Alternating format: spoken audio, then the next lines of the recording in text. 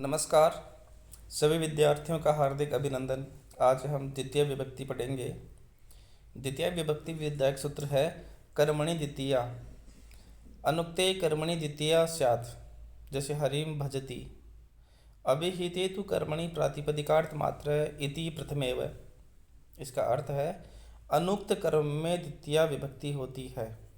कर्म उक्त होता है और अनुक्त होता है, तो अनुक्त कर्म में द्वितीय विभक्ति होती है। उक्त कर्म में तो क्रिया कर्म के अनुसार होती है और अनुक्त कर्म में क्रिया कर्ता के अनुसार होती है, कर्म के अनुसार नहीं होती है। तब जब क्रिया कर्म के अनुसार नहीं हो तब कर्म अनुक्त होता है। हरिम भजति, इसमें जो भजति क्रिया है वह हरि के अनुसार नहीं है, कर्ता के अनुसार है। तो स हरिम भजति, कोई भी हरि को भज सकता है, जो प्रथम पुरुष का कर्ता है वह, तो हरिम भजति। अगर कर्म अभिहित कथित उक्त हो तो प्रातिपदिकार्थ मात्र में उसमें प्रथमा विभक्ति होती है। जैसे कर्मवाच्य बनाते हैं ना, तो कर्मवाच्य में कर्म के अनुसार क्रिया होती है, तो वहाँ कर्म में प्रथमा भी होती है। अब कर्म संज्ञा विधायक जो सूत्र है वह है कर्तुरीप्सितमं कर्म। कर्तुरीप्सितमं कर्म कर्तु क्रियया आप्तुम इष्टतमं कारकम कर्म संज्ञम स्यात्। कर्तु क्रियया आप्तुम इष्टतमं कारकम कर्म संज्ञम स्यात्। कर्ता अपनी क्रिया से जिसको सर्वाधिक चाहता है उसकी कर्म संज्ञा होती है। कर्ता अपनी क्रिया से जिसको सर्वाधिक चाहता है उसकी कर्म संज्ञा होती है। जिस कारक की कर्म संज्ञा होगी उसमें कर्मणि द्वितीया से द्वितीय विभक्ति होती है। जैसे मोहन हरिम भजति, मोहन हरि को भजता है। यहाँ मोहन की भजन करने की क्रिया में सर्वाधिक इप्सिततम हरि होने के कारण इसकी कर्म संज्ञा हुई, जिसके परिणाम स्वरूप कर्मणि द्वितीय सूत्र से द्वितीय विभक्ति होकर हरिम बनता है। बालक कदली फलम खाती, बालक केला खाता है, तो कदली फलम या बालक को इप्सित है कदली फल, इसलिए इसमें कदली फल में द्वितीय हुई, यानी कि कर्म संज्ञा होती है इसकी। फिर पिता रामायणम पठति, तो कर्ता की पढ़ने की क्रिया में रामायण इष्टतम है, तो रामायण में कर्म संज्ञा हुई और द्वितीय हुई। स पाठम पठति, तो स यानी वह पाठम पठति पाठ पढ़ता है, तो पढ़ने की क्रिया में इप्सितम है पाठ, के वह पाठ को पढ़ता है। विद्यालयम गच्छति, विद्यालय जाता है। संस्कृतम पठामि, संस्कृत पढ़ता हूँ। मधुरम गीतम शृणोति, मधुर गीत सुनता है। तो जो क्रिया का इप्सिततम है उसमें कर्म द्वितीय से द्वितीय होती है और कर्तुरीप्सितमं कर्म से कर्म संज्ञा होती है। अब तथा युक्तम चानिप्सितम, इप्सिततम क्रिया के समान ही युक्तम अनिप्सितम अपि कारकम कर्म संज्ञा स्यात्। ये तो इप्सितम थी, ये तो जरूरी था ये तो। अब इसके अलावा जो अनिप्सित है उसमें भी कर्मणि द्वितीय से द्वितीय विभक्ति होती है। जैसे ग्रामम गच्छन् तृणम स्पृशति, ओदनम पुंजानो विषम भुक्ते, गांव जाता हुआ तिनके को स्पर्श करता है। तो गांव तो जाना उसका इप्सिततम क्रिया है, लेकिन तिनके को स्पर्श करना इप्सित नहीं है, लेकिन वो चलता जा रहा है तो हो गया, तिन का स्पर्श हो गया, तो ये यहाँ पे इप्सित कम क्रिया नहीं है।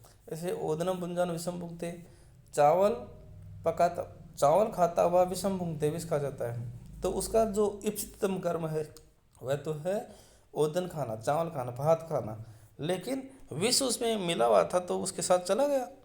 तो यही है कि इप्सिततम क्रिया के साथ में अनिप्सिततम क्रिया में भी द्वितीय विभक्ति होती है, उसकी भी कर्म संज्ञा होती है। अनचाह कार्य हो जाना, यदि सर्वाधिक इष्ट कारक के साथ यदि कोई अनिप्सित अनचाह कारक हो तो उसकी भी कर्म संज्ञा होती है। सुरेश विद्यालयम गच्छन् नटम पश्यति, सुरेश विद्यालय जाता हुआ नट को देखता है। उसका इप्सित कार्य तो विद्यालय जाना है, लेकिन वह अनचाहे में रास्ते में मिल गया नट तो उसको देख गया, तो अनिप्सित है। सीता भ्रमणम कुर्वन् चोरम पश्यति, सीता भ्रमण करती हुई चोर को देखती है, तो अनचाहे में चोर दिख जाता है। बालक है फलम खादन छुरिकाम निक्षेपयति, बालक फल खाता हुआ चाकू गिरा देता है, तो ये अनिप्सित है, अनचाहे कार्य हैं ये। अब कुछ धातुएं हैं, 16 धातुएं हैं जिनके योग में द्विकर्मक, ये द्विकर्मक धातुएं हैं, इनमें दो कर्म होते हैं। 16 धातुओं के योग में दो कर्म होते हैं। तो सूत्र है एकथितम च वृत्ति अपादानादि विशेषै अविवक्षितम कारकम कर्म संज्ञम स्यात्। अपादानादि विशेषै अविवक्षितम कारकम कर्म संज्ञम स्यात्। अपादान आदि अन्य कारकों से अविवक्षित एकथित कारक की कर्म संज्ञा होती है। कि अपादान आदि कारक वहाँ होते हैं, लेकिन फिर भी यहाँ दो कर्म होने के कारण उनकी अविवक्षा करके कर्म संज्ञा की जाती है। यहाँ पे एक प्रधान कर्म होता है, एक गौण कर्म होता है। तो प्रधान जो मुख्य कर्म है वह इप्सिततम कर्म होता है, जिसकी कर्तुर इप्सिततम कर्म से कर्म संज्ञा होती है और कर्मणि द्वितीया से द्वितीय विभक्ति हो जाती है। और गौण कर्म इसे एकथित कर्म भी कहते हैं, जो निम्न 16 धातुओं के योग में होता है और इसकी एकथितम च सूत्र से कर्म संज्ञा होती है। ये 16 धातुएं हैं दूह, याच, पच, दंड, रुद्र, प्रच, ची, ब्रू, सास, ची, मथ, मुस, नी, रि, कृस, वह। इन 16 धातुओं के साथ कर्म होने पर अपादान आदि कारक एकथित अविवक्षित होते हैं। ये धातुएं दो कर्म वाली होती हैं, द्विकर्मक होती हैं। जैसे पहला है गाम दोग्धी पय, कि गाम दोग्धी पय, तो गाय से पय दोग्धी। तो मुख्य कर्म है यहाँ पे दूध निकालना। पय दोग्धी, मोहन है, पय दोग्धी, मोहन दूध निकालता है। अब किससे निकालता है? गाय से। गाय का दूध निकालता है तो गाय से निकालता है। तो यहाँ पे गाय से दूध अलग हो रहा है, तो यहाँ वैसे तो अपादान कारक होना चाहिए था, है ना, अपादान कारक होने चाहिए, लेकिन यहाँ पर दूह धातु है वह द्विकर्मक है। तो इस धातु के योग में इस गाम शब्द में अविवक्षित जो कारक है, एकथित कारक है, इसमें द्वितीय हो जाती है। तो मोहन है गाम पय दोग्धी, दोनों ही गाम और पय दोनों ही द्विकर्मक है, यानी कि दोनों ही ये बन जाएंगे द्वितीय में, कर्म संज्ञक होकर के द्वितीय में हो जाएंगे। ऐसे ही याच धातु है, ये भी द्विकर्मक है। तो वामन बलियम वसुधाम याचते, वामन बलि से पृथ्वी मांगता है, बलि से पृथ्वी मांगता है। तो बलि से मांगता है तो यहाँ पंचमी होनी चाहिए थी, लेकिन याच धातु द्विकर्मक है, इसलिए बलीम और वसुधा दोनों में द्वितीय होती है, बलीम वसुधाम याचते। यहाँ बलि गौण कर्म है और वसुधा मुख्य कर्म है, क्योंकि याचना किसकी कर रहा है? वह वसुधा की, पृथ्वी की। तो वसुधा यहाँ पर मुख्य कर्म होगा और बलि गौण कर्म होगा। ऐसे ही पचैन पकाना, माता तंडुलान ओदनम पचती, माता चावलों से भात पकाती है। तो पकाती क्या है? ओदन। ओदन मुख्य कर्म हुआ और किससे पकाती है? तंडुलान। तो यहाँ चावलों से पकाती है, चावलों के द्वारा पकाती है। चावल नहीं होते तो भात कैसे पकता? तो यहाँ पे तृतीया होनी चाहिए थी, लेकिन पच धातु द्विकर्मक है, इसलिए तंडुलान इस तंडुल शब्द में द्वितीया होती है। ये द्विकर्मक धातु होने के कारण तंडुल और ओदन दोनों में द्वितीया होती है। तो माता तंडुलान ओदनम पचती। अब दंड धातु यानी दंड देना, स गर्गान शतम दंडयति, वह गर्गों को 100 रुपये दंड देता है ना। तो गर्गान शतम दंड, दंड धातु के युग में गर्ग और शतम इन दोनों में द्वितीय विभक्ति हुई है। रुद यानी रोकना, स गाम वज्रम अवरुणधि, वह गाय को बाड़े में रोकता है। तो यहाँ वज्रम बाड़े में रोकता है, तो यहाँ सप्तमी होनी चाहिए थी क्योंकि वह उसका आधार है। लेकिन अवरुणधि यानी रुद्र धातु के योग में गाम और वज्रम दोनों में मुख्य कर्म और गौण कर्म दोनों में ही द्वितीय हुई है। पृच्छ यानी पूछना, स माणवकम पंथानम पृच्छति, वह बालक से रास्ता पूछता है। तो बालक से रास्ता पूछता है, तो पृच्छ धातु पूछने के योग में क्या पूछता है? वह पंथा पूछता है। तो पंथा तो मुख्य कर्म हुआ और किससे पूछता है? बालक से। तो बालक और इसमें माणक और पंथा दोनों में ही द्वितीय होती है।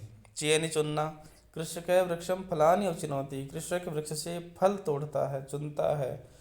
तो चुनने की जो क्रिया हुई है वह किसे चुनता है? फलों को चुनता है। किससे? वृक्ष से। तो इन दोनों ही में, वृक्ष में और फल में, दोनों में कर्म संज्ञा होकर के द्वितीय होती है। ब्रुयानी कहना, पिता माणवकम धर्मम ब्रूते, पिता बालक को धर्म बताता है। शासन शिक्षा देना, पिता पुत्रम धर्मम शास्ति, जियानी जीतना, स देवदत्तम शतम जयति।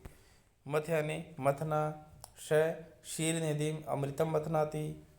मुश यानी चुराना, स देवदत्तम शतम उष्णाति।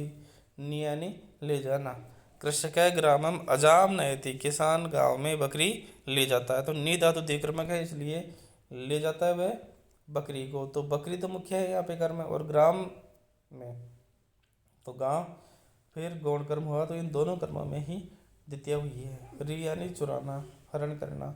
तो स पुष्पक विमानम सीताम हरति, वह पुष्पक विमान से सीता का हरण करता है। वह यानी डोना। स स्कंदम अजाम वहति, वह कंधे पर बकरी को लाता है। कृष यानी खींचना। बाला कूपम जलम कृषति, बालिका कुएं से जल खींचती है। तो जल खींचना मुख्य कार्य है, और किससे खींचती है? कुएं से। तो कुआं यहाँ पे गौण कर्म हुआ। तो इस प्रकार द्विक्रमक धातुओं में दोनों ही कर्मों में द्वितीय होती है। एक मुख्य कर्म होता है और एक गौण कर्म होता है। धन्यवाद।